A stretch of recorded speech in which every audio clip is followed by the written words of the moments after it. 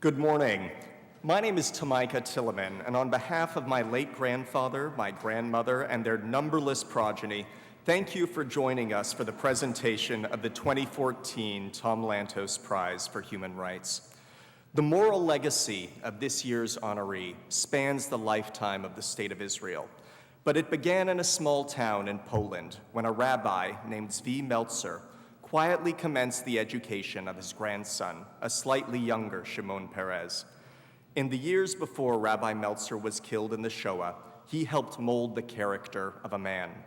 That man went on to help define the character of a nation.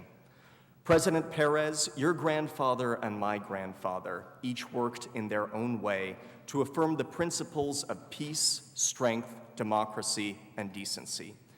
Today, we take up their mission to etch the architecture of those values in the hearts of a new generation.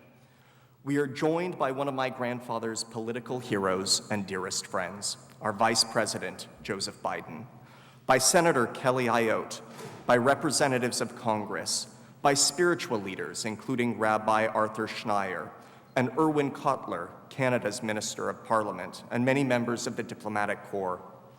We come together from different lands, from different faiths, and different political perspectives, but today we are adherents to a common creed, students of a collective canon, and voices in a shared anthem of dignity and freedom.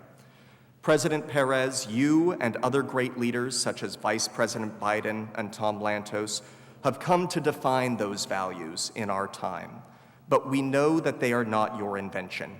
They were entrusted to you by the rabbis of Vishnev, by the nuns of Holy Rosary Parochial School in Claymont, Delaware, by those of all faiths and none who helped cultivate in you the moral courage that we celebrate this morning. Today, we come to seek a portion of that inheritance for ourselves.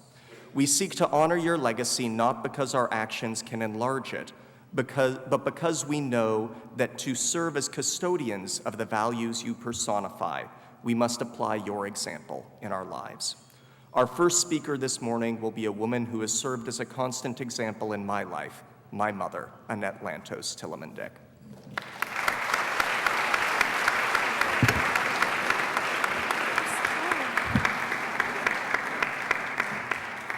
Welcome. We are delighted to share this beautiful morning with our friends in government, in the diplomatic corps, and the gracious supporters of the Lantos Foundation.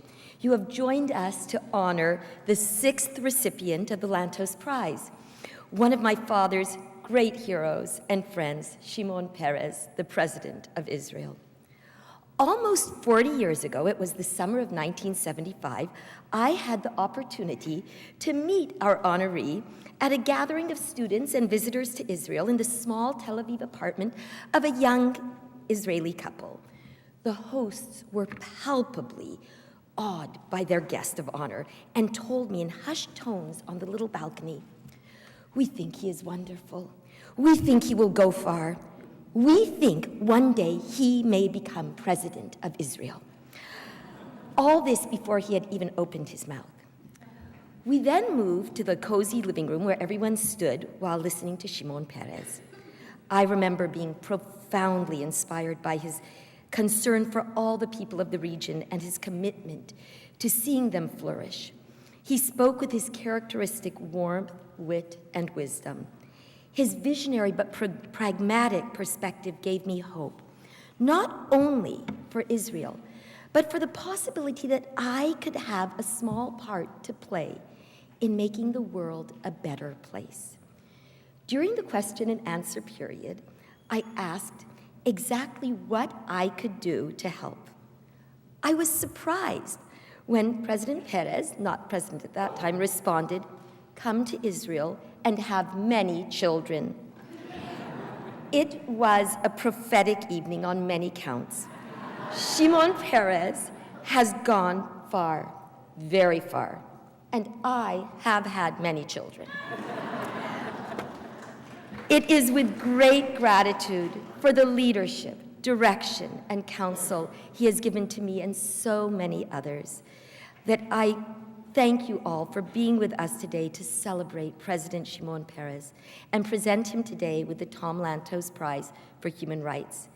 Welcome again.